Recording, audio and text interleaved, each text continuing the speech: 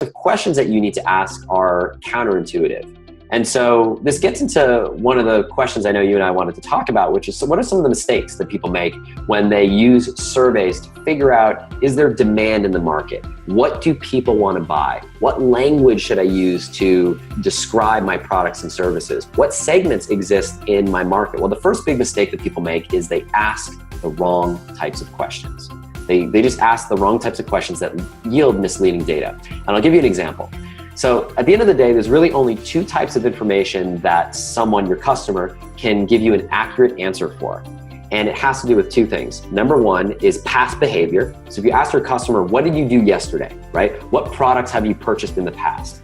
People are really good at answering past behavior. If I said, Liam, what did you have for lunch today, or for breakfast, or dinner last night, right? You can think back and you can remember what it is that you had for dinner.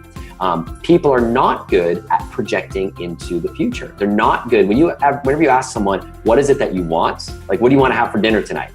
You have to think about what you might want, and we're not good at guessing that. What ends up happening is we try to think what it is we might want, and you don't get an accurate answer. So asking people what they want is not the answer, but past behavior is the second type of thing that people are really good at telling you an accurate answer for, is where their biggest challenge or frustration has been.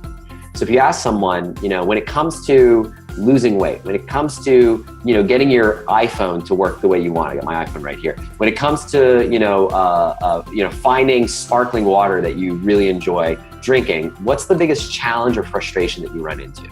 People are really good at telling you their challenge or their frustration. And the reason for that is because you're asking them to access a part of their brain that is talking about past behavior.